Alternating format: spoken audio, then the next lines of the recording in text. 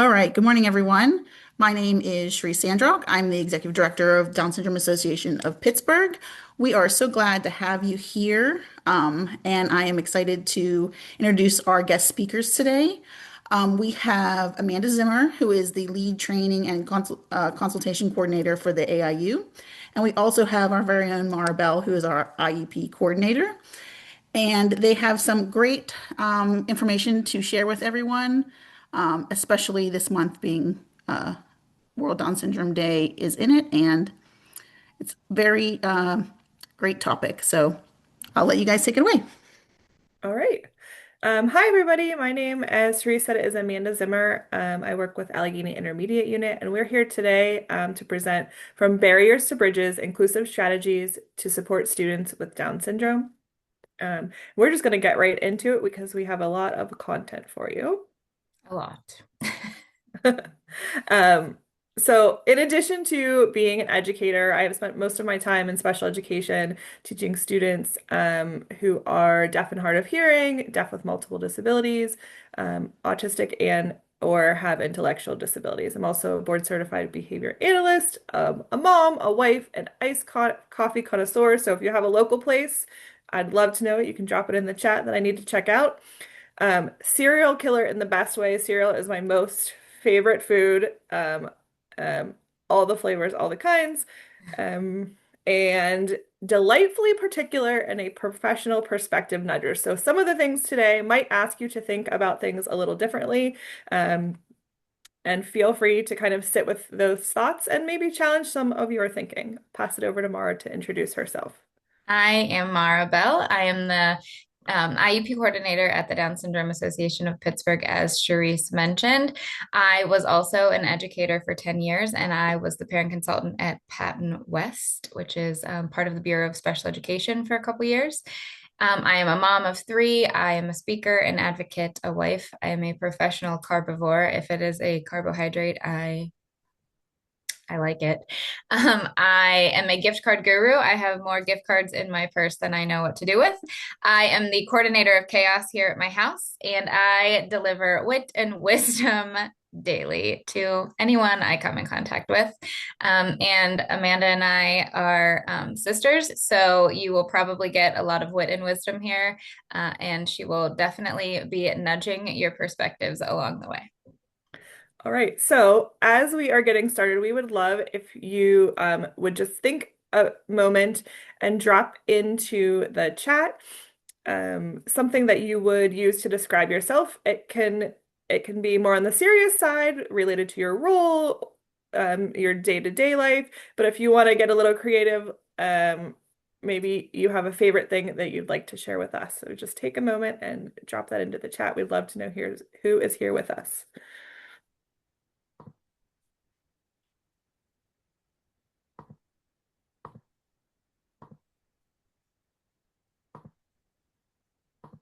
And if we're a small group, if you want to unmute, you're welcome to do that as well.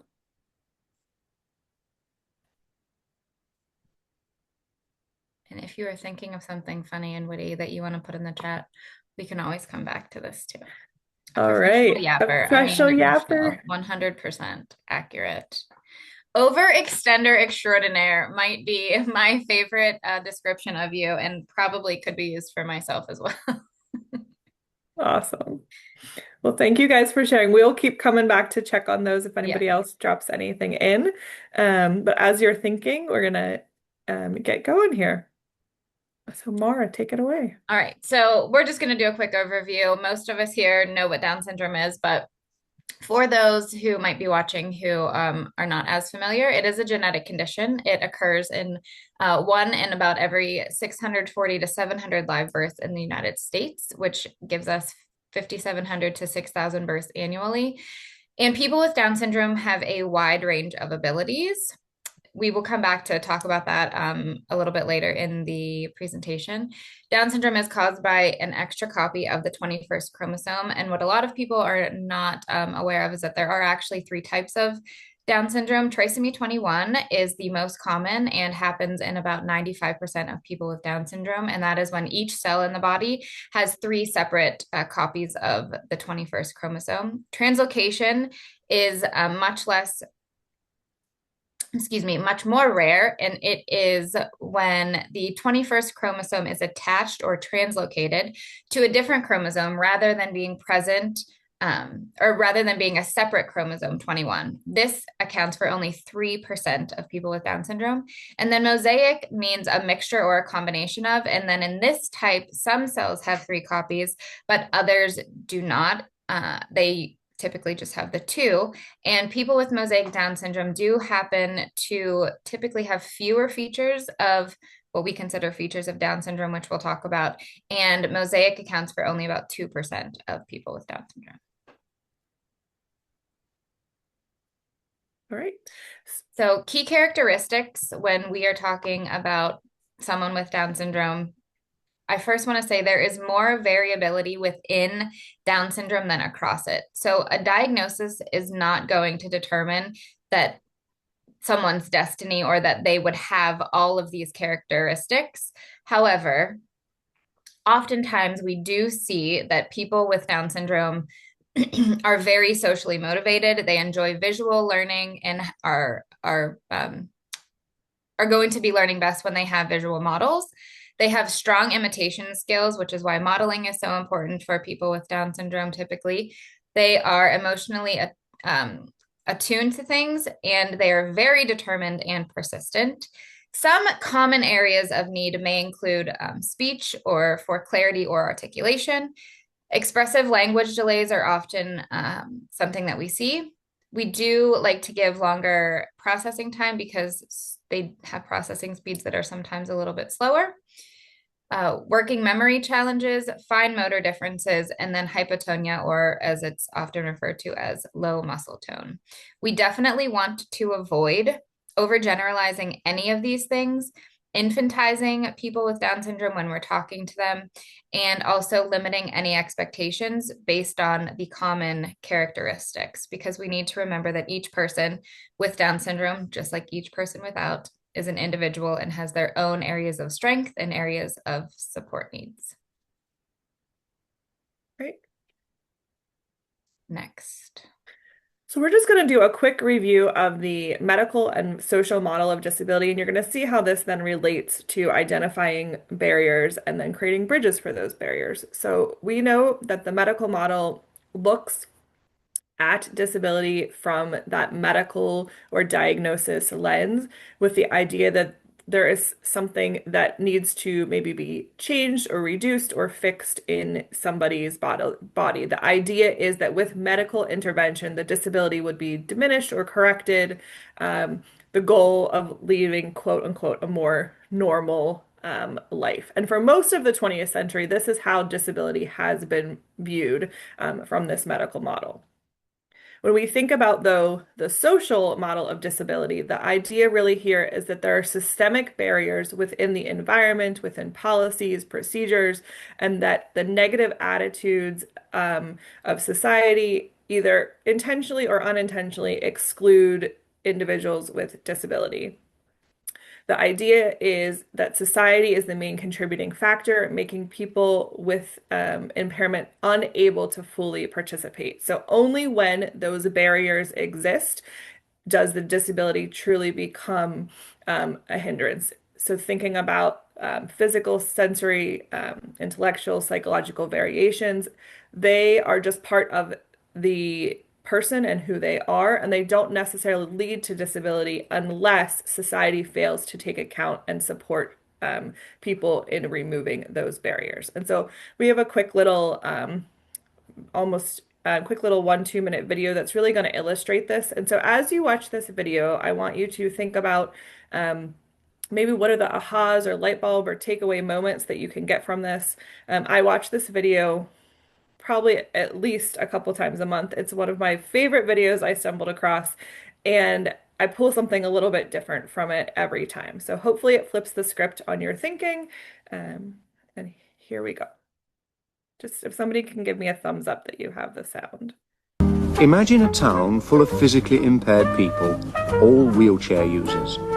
They run everything.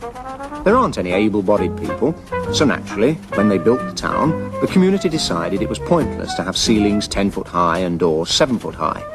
So the ceilings were built at 7 foot and the doors at 5 foot. In every way, they designed the place the way they wanted it. One day, a few able-bodied people come to stay. One of the first things they notice is the height of the doors. And the reason they notice is because they keep hitting their heads. They come to stand out by the bruises they carry on their foreheads. Soon, doctors, psychiatrists, and social workers all become involved. Committees are formed.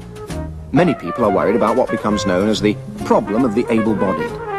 Throughout the town, there is a growth of real concern. Specially toughened helmets are handed out, free to the able-bodied, to be worn at all times. Braces are designed which give support and relief, while keeping the able-bodied wearer bent to normal height. Various groups of compassionate wheelchair users get together and form registered charities. Every quarter they have a collection day. Upturned helmets are left in pubs and shops for people to drop their small change into. There is talk of founding special homes. But then one day, it dawns on the able-bodied that there is nothing actually wrong with them, just that society excludes them. All right. So you can feel free to unmute or drop into the chat if you have any ahas or takeaways. Again, I really just think this is a nice video that helps flip the script on thinking, maybe challenges why we do certain things. And my favorite line is the line at the end. It finally dawns on the able-bodied, right, that nothing is really wrong with them. It's just that society has excluded them. And this is true, again, that aligns with that social model of disability. When those barriers are in place, when those policies and procedures and ways of doing things, access to materials are all not accounted for, and those barriers are not removed, that's when we see that disability truly come out and affect a person. So, as the video said, and Amanda just talked about the social model, one of the things that is often a barrier for people with disabilities is that others are not presuming that they are capable or competent to participate in activities, complete tasks, learn something. So, looking at presuming competence and this wheel of presuming competence is really important so that we can understand how our ability to see what people are capable of affects other people's abilities to see what they're capable of as well. So we have four parts of this wheel: perception, expectation, achievement, and opportunity, which all work together to drive the others.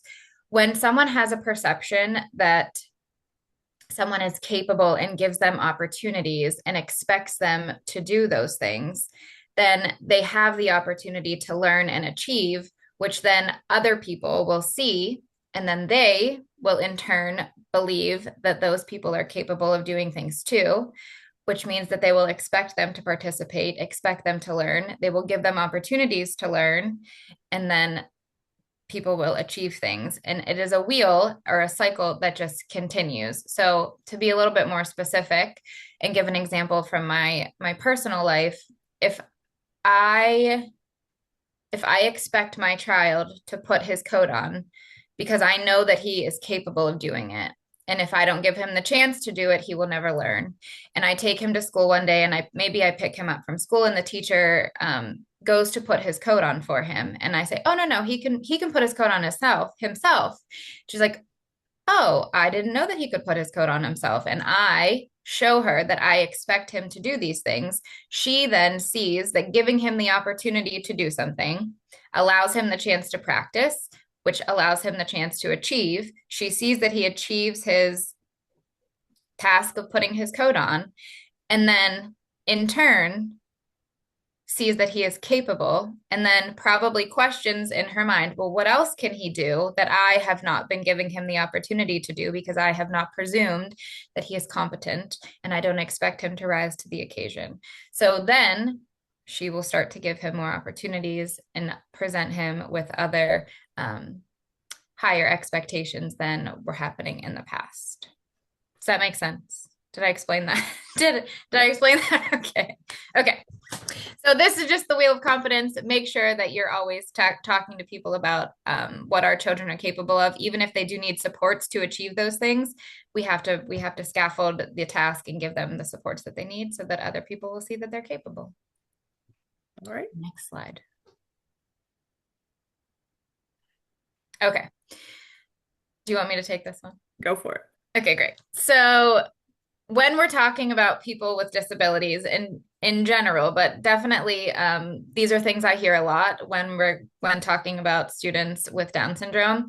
We need to stop using terms like those kids, those students, special education students, low functioning or high functioning, nonverbal, tier one, tier two, tier three, because most adults outside of the school building don't know what tier one, tier two, tier three is.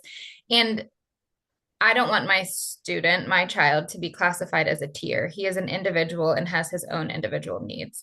We need to start saying things like our kids. My son is not one of those kids. He is one of our kids, one of our students at the school. He receives special education services. He is not a special education student. He receives services. He needs more supports in something or has higher support needs in fine motor skills. He has less support needs in gross motor skills. He is non or limited speaking.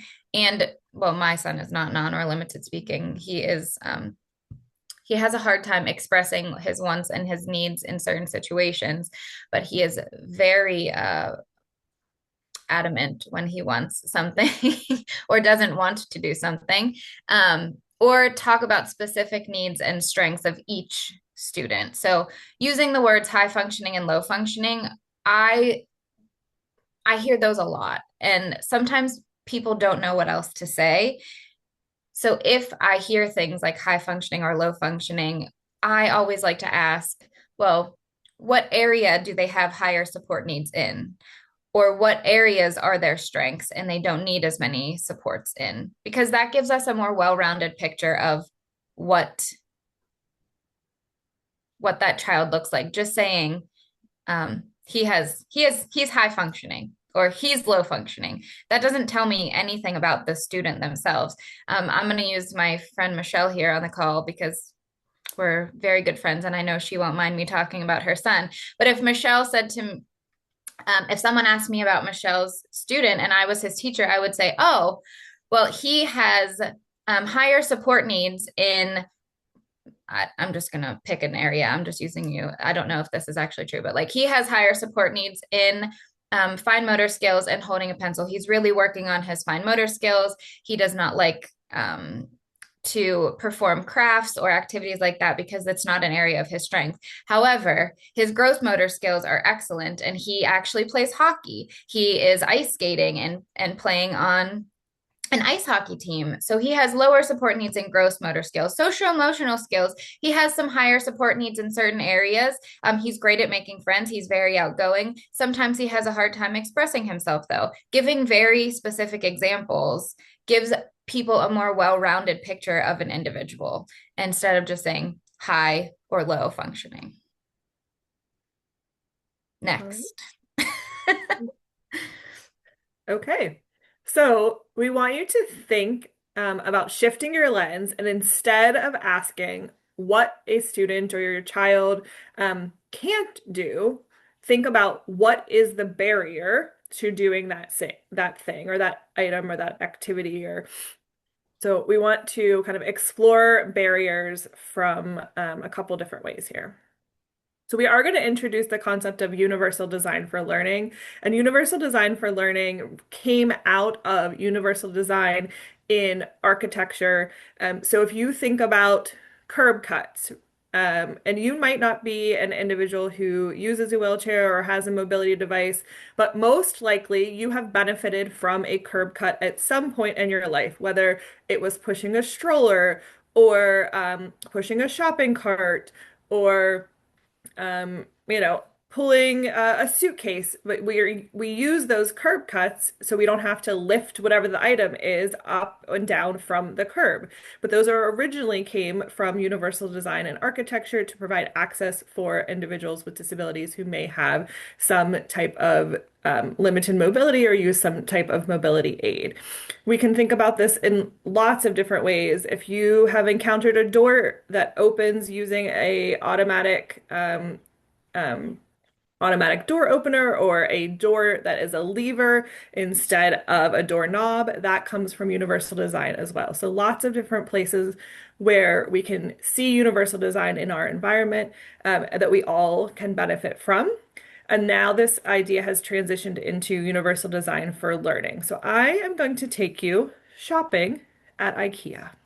Who So doesn't welcome love a to trip to IKEA. If you IKEA? have been through IKEA, um, before, you know that IKEA is a big, large space that kind of is a winding maze, and there is a lot of furniture options that you can select from there, but there are some common things about IKEA furniture. And so today we're going to IKEA to buy a table. And we have different options of the color, if we want it to be delivered or if we want to pick it up. Um, we can read the reviews, lots of things we can access from IKEA's website. But we have decided we're going to go buy this table. And our end goal, right, because we're all buying the table, is to have a sturdy, put together table that we can use in our, dining room or kitchen where we're going to use it for crafts, for eating, for whatever it may be. But the end goal is a sturdy new table. However, this product requires assembly, and we can have different product personalities, people you that would be buying this table. And if you want to, actually, I'll click on it so you can see it. This is actually the directions for this table. And you can see some common things about the table. There are no words. There are only pictures, right? Lots of pictures. Lots of pictures. Lots of kind of And semi-descript directions. many of us are having PTSD right now because we have purchased IKEA furniture with our partners, families, whatever, and have tried to put these things together and wish that there was some universal design for learning thought put into these directions.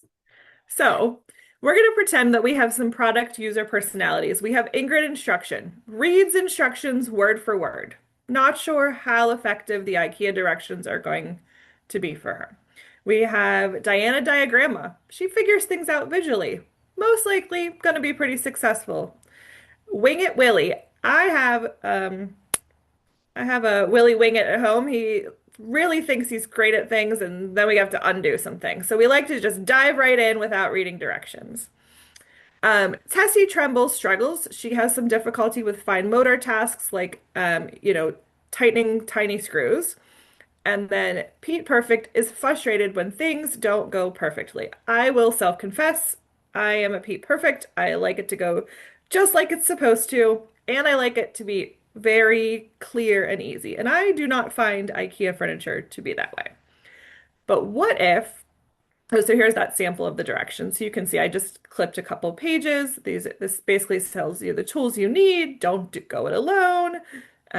Call if you need help, and gives you some step-by-step directions on how you would assemble the IKEA furniture. But if IKEA used universal design for learning, it might have step-by-step written directions, text, right? It might have more colorful diagrams to help clarify what the directions are. There might be a video tutorial of how to put this table step by step. If you're somebody who learns by following a model or imitation, you probably have been on YouTube at some point in your life trying to figure out how to fix something in your house, watching the repair person tell you how to troubleshoot and fix something. The pieces might be better labeled. There might be tools for more organization and easy access, tips on common mistakes, or even alternate ways to build something. If you're a creative, maybe you can assemble it in a different way. There's lots of those hack my IKEA furniture sites and posts that you've probably seen out there. And finally, maybe there's something like TaskRabbit volunteers that could assist people with disabilities or other physical limitations, or maybe just people that struggle to put together IKEA furniture, who probably are quite a few. The idea here, though, is the same goal with flexible means. We all had a goal of having a sturdy table. And so what we need to think about as we're supporting our students and as we're thinking about our own children is that learner variability is the norm, not the exception. The our We're going to constantly have variability, and so our response needs to be flexibility. Universal design for learning anticipates barriers in advance, right? So IKEA says, yeah, just call us if you need help. But if we anticipated barriers in advance and had all these different ways to access the directions and to assemble this, that way we don't have to try to eliminate them on the back end. And that's the idea of universal design for learning. We also acknowledge that all learners differ in their engagement, right? What motivates them, what drives them, how they make connections to their prior knowledge, how they can access the content or the materials, or just the information being presented. And so some people learn better from videos. Some people learn better by reading something on their own. Some people learn better by watching. And then also their expression needs, whether they are somebody who is more effective at hands-on learning and showing what they know by demonstration, or somebody who is better, taking a multiple choice test, right? So expression needs, how they demonstrate knowledge is also different. And then finally, curriculum instruction and systems need to be designed with learner variability in mind from the start. And we're talking about it from the school lens here on the slide, but you can also think about this from the home and community lens as well. If I think about who are the people that live in my house, right? We are a one big neurodivergent household, and everybody's needs present actually very differently. Just like no two people with Down syndrome are the same, no two people with autism are the same. And so even though the needs can be very different, even though the diagnosis is the same. And so we need to plan with that learner variability in mind from the start. Mara, do you want to tackle Also, this well, one? I want to add Oh, that yeah.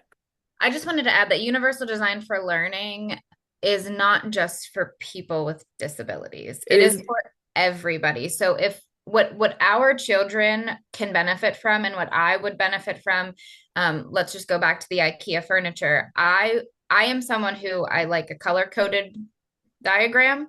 I want to read the directions and then I want to see a picture of the directions so that I make sure that I'm interpreting what I've read correctly. That's those three things are what I need. What someone else needs is probably similar. And then also, they might not need all three parts of that. But if we're giving all three parts to everybody, then you get to choose and have autonomy over how you are completing the task, which is also a really important part of educating students in the classroom, giving them the autonomy to choose things. So what Aiken, my son, might need in the classroom, we're not just giving it to him because he gets special education services. It's I'm giving this thing to Aiken to help him. And I'm also giving it to all of the other students. And if they choose to use it, they can. If they choose not to, they don't have to. Same as the directions that Amanda talked about. If we gave them all of those options, a lot of people might not Google the YouTube video on how to do it. They're just going to read the directions and look at the picture, but other people will. So, universal design for learning is not something special that is just for students with disabilities. It is something that helps our students with disabilities, but everyone has access to and can use. I just wanted to make that yeah, very clear. thank you. Yeah, there's a quote, I'm not going to get totally right, but the idea that universal design for learning is not a special ed thing, it's an ed, right? It's an all education thing. And sometimes you hear variations of what is necessary for one can be beneficial or might be helpful for all, or what is necessary for one is beneficial for all, or could be beneficial for all. So lots of different variations of that phrase, but the idea is, as Mara said, providing access to everybody. And what if your student picks the wrong thing, right? Whether they're a student who receives special education services or not, that's a learning opportunity as well. What if they pick the easiest thing?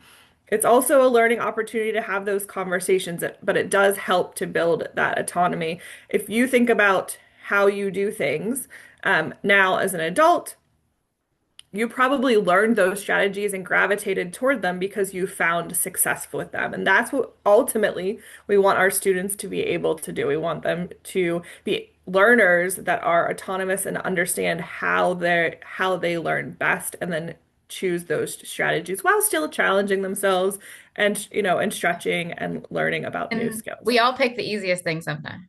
It's okay. It's better than nothing, right? So we just have to work towards progress, not perfection. All right. Next. So we just included this in here to kind of highlight again, if a different view, which one shows access for all. You may have seen lots of variations of this graphic, but what you're seeing on your screen is three people looking out at a baseball field, and the first graphic on the left, you see that there is a wooden fence, and there are three people of varying heights from tallest to shortest, and they're all standing on a wooden box. And this really shows they're all getting equal instruction, they're all getting equal support, right? Or they're all getting the same thing. And in the middle picture, you can see that by varying the height of, right, the first person, the tallest person doesn't need a box at all. The second person only needs one box, and the third person needs two boxes. And now they are all at equal height, but that fence, that barrier is still in the way, the wooden fence. And so we're thinking here about equitable supports based on student needs, accommodations, to make sure that everybody kind of has equal access to level the playing field.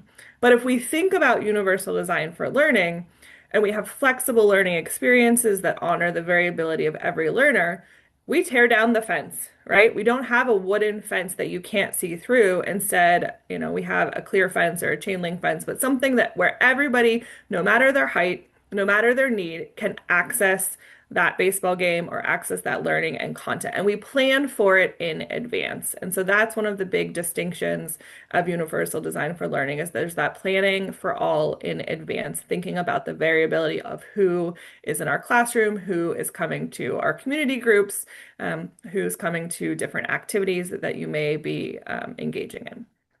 Which is also one of the reasons it's super important for parents and families to have relationships with schools because schools and educators do not always know what the barriers might be. And collaborating with families who have the experience on what those barriers are going to be for their students is going to be essential for the teacher to plan with UDL in mind and as much as possible break down the barriers before the instruction in the classroom starts. So we'll leave you with just a little more on universal design for learning. There, we mentioned that there is engagement. That's the why of learning. Connecting to background knowledge, effort, persistence, self-regulation. Excuse me. There's the representation, the what of learning, and so how the content is presented, how students are comprehending different things, what is the language, and how are we accessing that material? And then finally, we have action and expression, and this is the how of learning. And I like to say that this is how students show what they know, right? Whether that's through a traditional means, excuse me, or whether that is like paper pencil testing or writing an essay or something maybe a little more Making a um, diorama. creative. What? Making a diorama. Making a diorama. There you go. So if you want to dive more into this link at the top here is live and it will take you to the CAST 3.0 UDL guidelines. And we will share the presentation out in an email afterwards as well. So thinking about what are our bridges for the barriers that exist. And this is not going to be a comprehensive list, but it at least is an idea of some maybe common barriers that students might experience or your children might experience as well. So possible school routine barriers. The first one we came up with is morning arrival and being overwhelmed. And so if you have a child that experiences that morning arrival overwhelm when they're walking into the schoolroom door, we can think about using a transition object. It might be that They love Legos and they transition with a little Lego man in their pocket, right? It's just kind of a safety item for them. You can think about are there peers that they have a good connection with that a peer can kind of greet them and bring them in as part of the day. Um, Maybe the environment is too overstimulating, too loud, too chaotic, and we need to think about an alternate or quiet start option. So instead of coming in the main door where kids are flooding through and it's very noisy and they're going into the cafeteria to get breakfast, maybe there's an alternate entrance that they use, or they come in a little earlier or a minute after that hubbub has kind of settled down. You can also think about headphones with or without music.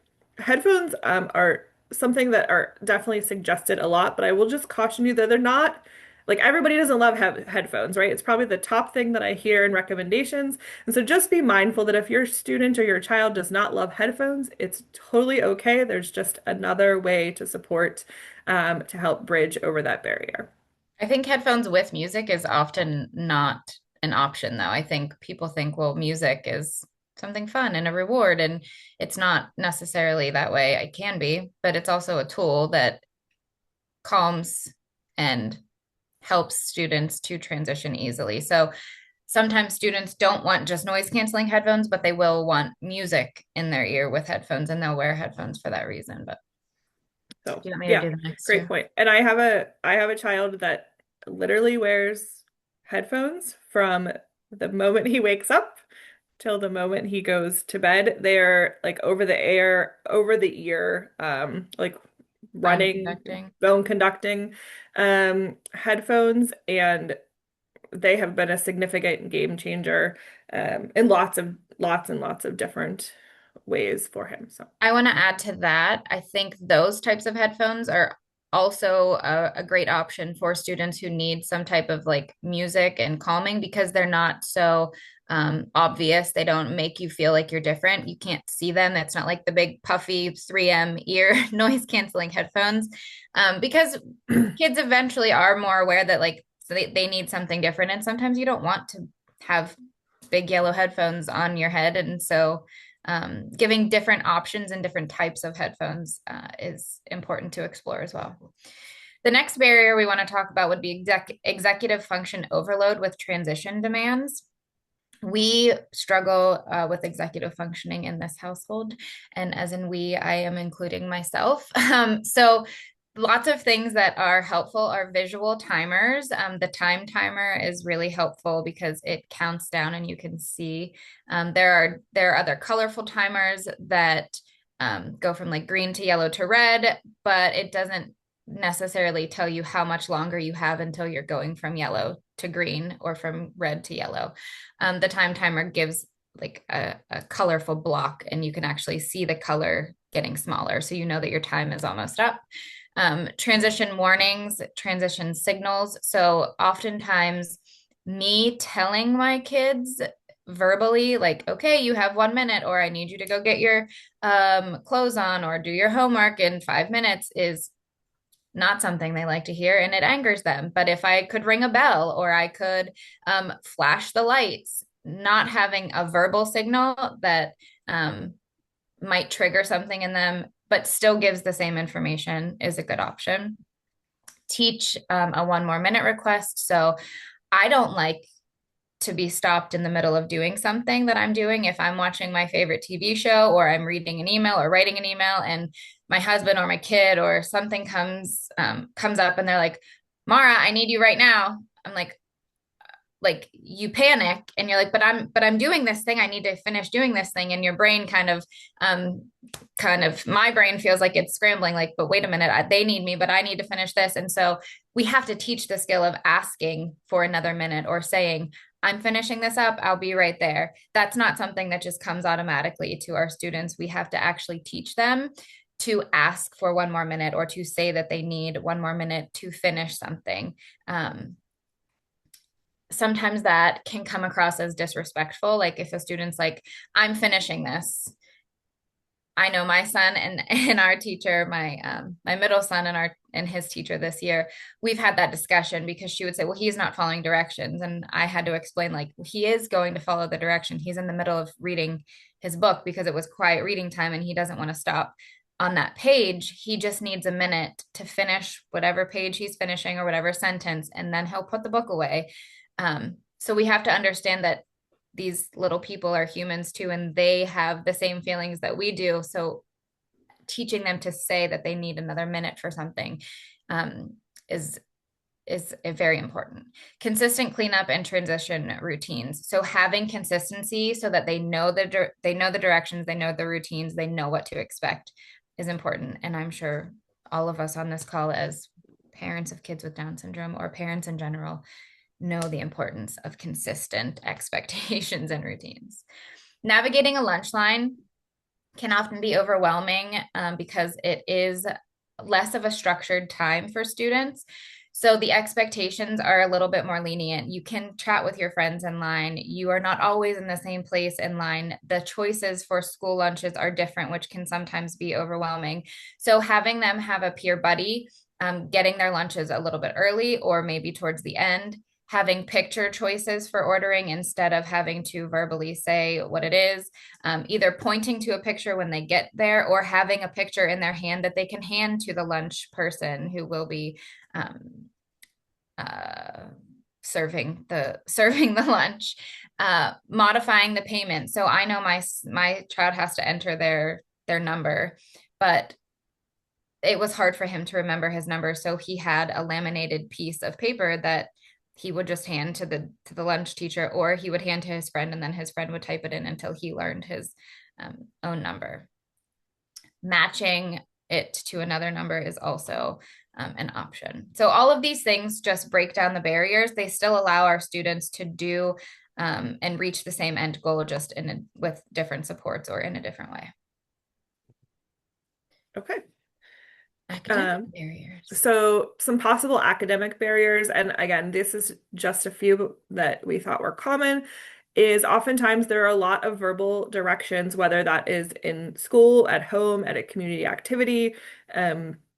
And the bridge most often is some type of visual support or giving directions, I should also say, right? One kind of piece at a time. But thinking about visual supports, we can add visual schedules, whether that is a picture schedule, whether that is a text schedule, depending on your student. We could even use an object schedule, certain objects connected to pieces or activities throughout the day.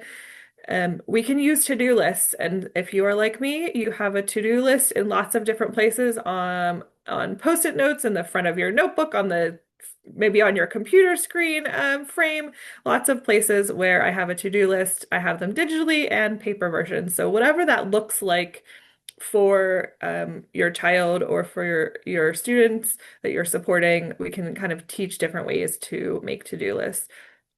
We can use anchor charts. Anchor charts is a fancy way to say posters in the classroom.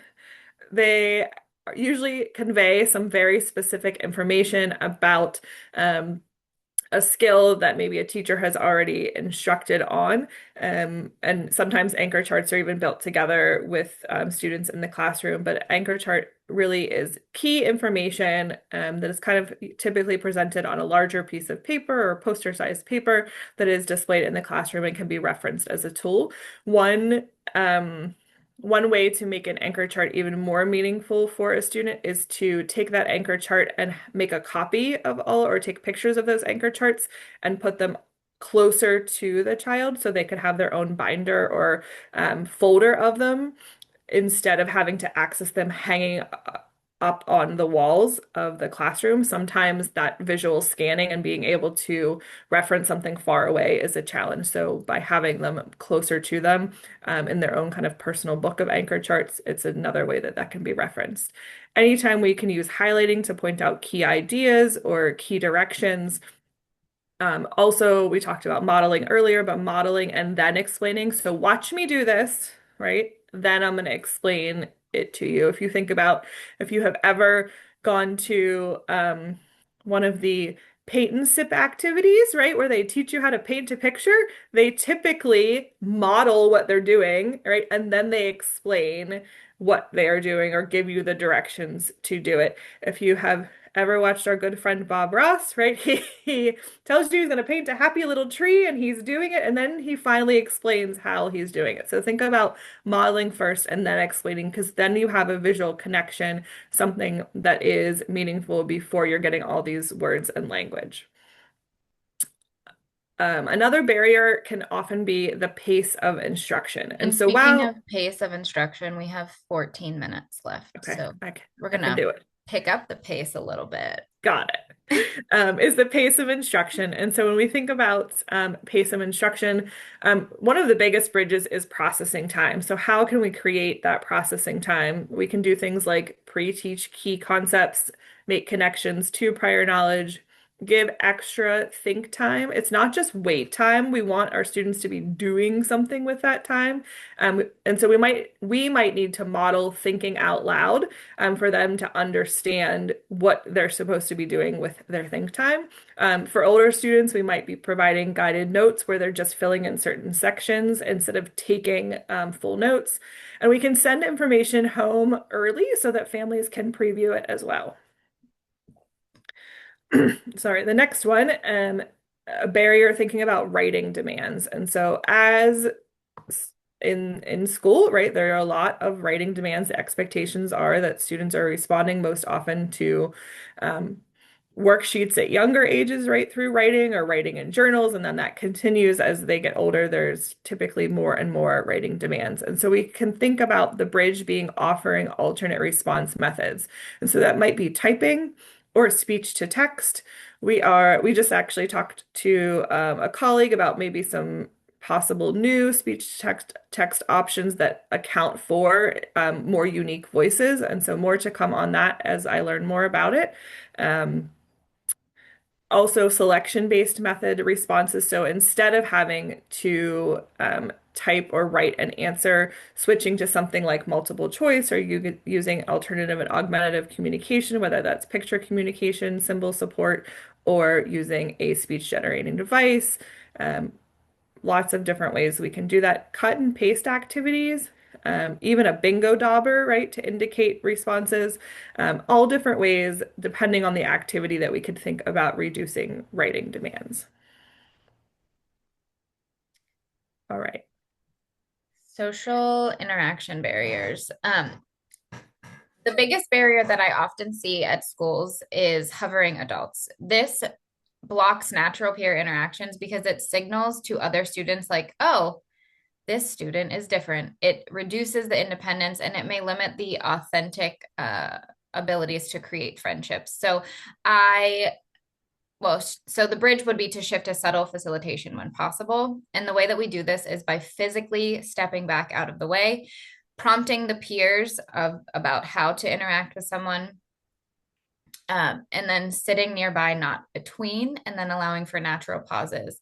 So how to include somebody is a learned skill. We have to actually go out of our way to teach other people how to include not just people with disabilities, but anybody. I have to teach all of my kids how to interact with people at the store. Like, oh, say thank you. Say, my son wanted a cup of water and we were in the mall and I said, oh, here's a Starbucks. We can go get a cup of water at Starbucks. And I told him that he was going to order his water and his face turned bright red and he was like, you do it. And I was like, absolutely not. It is, you would like a water. I will tell you what to say and then you will say it. And I had to give him a motto. I said, we're going to walk up there and you're going to say, hello, may I please have a cup of water? That is not what happened. He walked up and he said, can I have a cup of water? And I was like, okay, we're going to say it slower and we're going to practice it at home next time. So he was ready because he was so nervous because he had not had the opportunity to practice that specific thing. Does he order his own food at restaurants every time we go? 100%. That's a different feeling though, because we're all sitting there, we're all ordering. And this was a time when he had to walk up to the counter and order for himself. I wasn't ordering. I wasn't giving him a model first, other than when we were walking up to the Starbucks counter. So The other, so we have to teach people, we have to teach other students how to include everybody, but especially our students who are sometimes a little more shy and engaging first. The other example that I always like to give is if my sister and I were just at a conference recently, and she invited me to dinner. Wasn't that that was so kind of her? And I said, "Who's going?" And her boss was one of the people going. And her boss is lovely. And I didn't mind. However, if I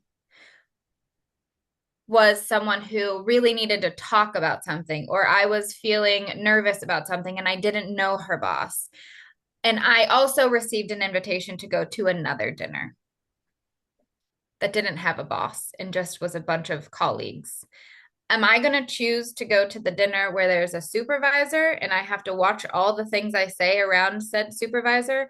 Or am I going to choose to go to the dinner where I just get to freely be myself and talk with my friends and not worry about who's watching me?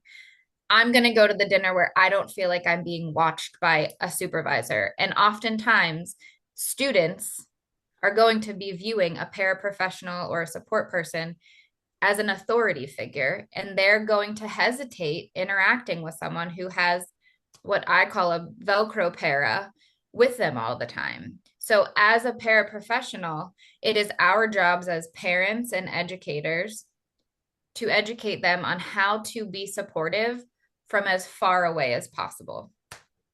So, hovering adults is a huge barrier, and we have to teach the adults how not to hover, and we have to teach the other students how to interact and engage with everybody when they would like to. Perfect.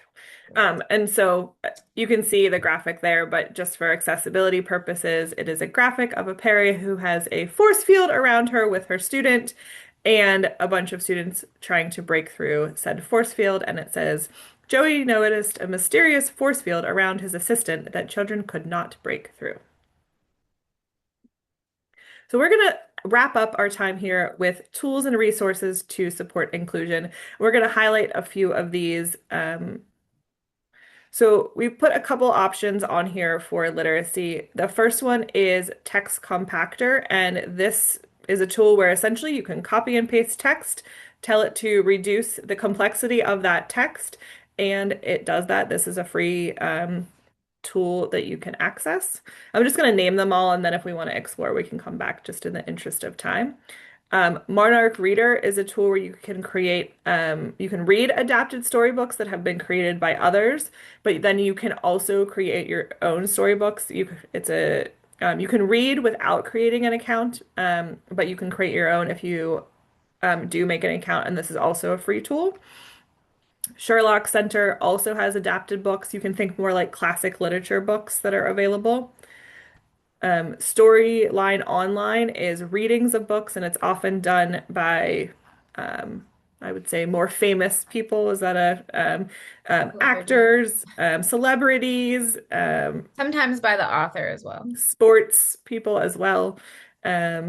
And then Bookshare is audiobooks with text and customizable settings. And to access Bookshare, there are a couple different ways to do it, but if you have a student that has a print disability, meaning that they are a student that either is blind or visually impaired, but may also struggle with reading, they can access Bookshare. Your school can help connect you with that, or you as a parent can go through the process of getting a license. That way, you'll just need a medical provider to sign off. So those are the literacy resources. I just want to give a shout out for Text Compactor. I am I can show obsessed it. with this tool. You just copy and paste the text, and then you choose at the, oh great, thank you. You choose at the bottom like what percentage you want it to reduce it by, and it reads the text, and then it takes the main ideas and the main points out, and it reduces it by to down to 25% or 5%. And this is a tool that would be really great for all learners considering UDL. But this is a really easy way to have students access the gen ed curriculum in science and social studies and more complex topics where we know that our students are typically included in those special areas, but oftentimes we know that their material is not being adapted or modified. And this is a really simple way for teachers to give access to gen ed curriculum on their own level. Perfect. And then just a couple of resources for executive functioning and social emotional regulation. The next two resources, there is a light version of ChoiceWorks, but there's also like a paid version as an app. So I will just click on it so you can see. Again, we don't get any kickback from ChoiceWorks or anything like that. It's just something that we have used and found helpful. So you can create visual schedules with built-in rewards. And if you are trying to teach your child how to use a calendar, you can also use the calendar app that kind of connects the two. You would be able to use the visual schedule and the calendar. So if you're thinking Google Calendar or something like that is much too complex and you want to take that calendar idea and make it more visual for your child or your students, these are two good options. The next tool is Goblin Tools. Goblin Tools has a lot of different things, but the magic to-do list is pretty cool. Um, it breaks down any skill. So these are some of the things I had recently put in here: how to teach solving a multi-step word problem, how to cook a scrambled egg, how to for a morning routine. So if, let's say, I want to teach how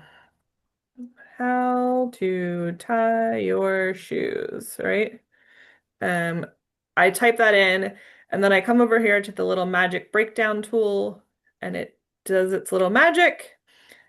And it will, obviously, this is only one way to tie your shoes, right? But it will break down those steps. And so you could imagine doing this probably for lots and lots of different things, activities that you as a family might do. But the first one I put in, I'm going to scroll down, hold your eyes, was um, how to plan a party, right? And so it gave me all these things for how to plan a party. And then I broke down how to create a guest list, and it gave me the detailed steps in just creating the guest list. So Magic Goblin Tools has a lot of different features, but Magic To Do is just one of them. For my friends out there that might want to check their language, there's one that formalizes things for you. So you can type your text in and then you want it to sound a little more professional, or maybe you want to change it to bullet points or make sure that it is less emotional. You can use that as a tool. So lots of resources within Goblin Tools, but just wanted to highlight that magic tool.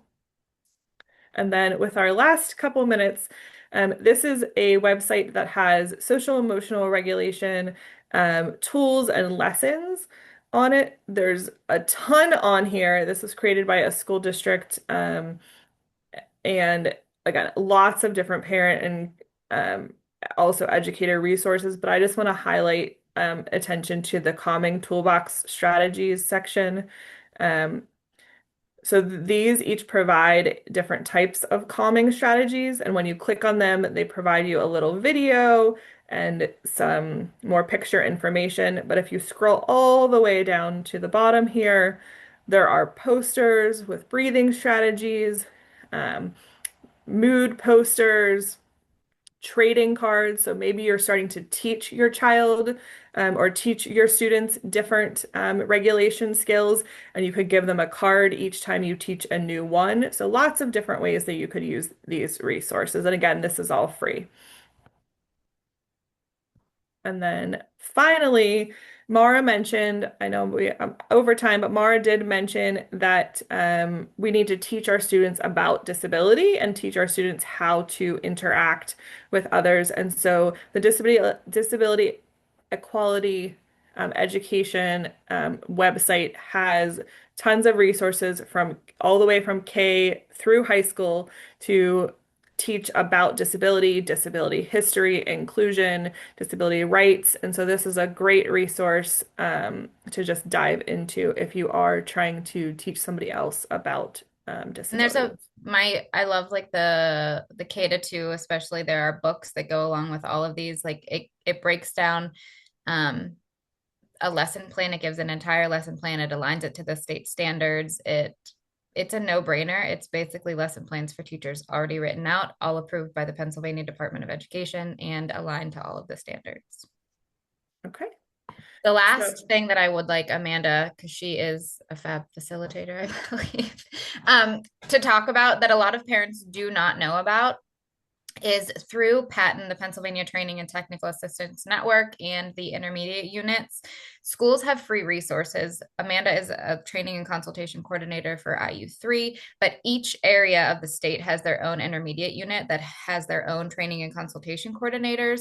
And then PATN has their own educational consultants. And all of these people are able to go into schools and work with schools to help them figure out what the barriers are, to break down the barriers. And part of, correct me if I'm saying any of this incorrectly, but part of the program that PATN developed was, it's called the FAB Toolkit, the Framework for Access and Belonging. And Amanda's going to tell you exactly what that does in 1 minute or less. Yep. So as you can see here on the screen, the framework for access and belonging with supplementary aids and services really is a structured method through conversation and some online surveys that families can and schools together can partner and look at the instruction, the physical environment, and the social environment around supporting an individual student with a disability. The idea is we're looking at things from an inclusive lens, and we are looking at identifying barriers that would, if they were eliminated and different strategies were implemented, the student would likely be more successful in that general education setting, whether it's an academic setting or it's something related to a social opportunity or experience. And so that's kind of quickly in a nutshell. Again, it's a team meeting process. It is separate from an IEP team meeting, um, but you will see some overlap in services, or I'm sorry, in accommodations and modifications that may come out of it, but it is separate from an IEP team meeting. And if you want to dive deeper into the framework for access and belonging, here are just those resources to access that. And again, we'll send this presentation out so you'll have all of the links after today's talk. And we're going to skip that because we don't have time. Just a cute little video at the end.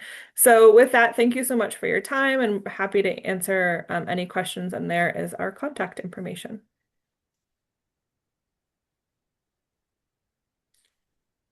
Thank you so much, Amanda and Mara. I'm going to stop the recording, so if anyone wants to ask questions, they can do so.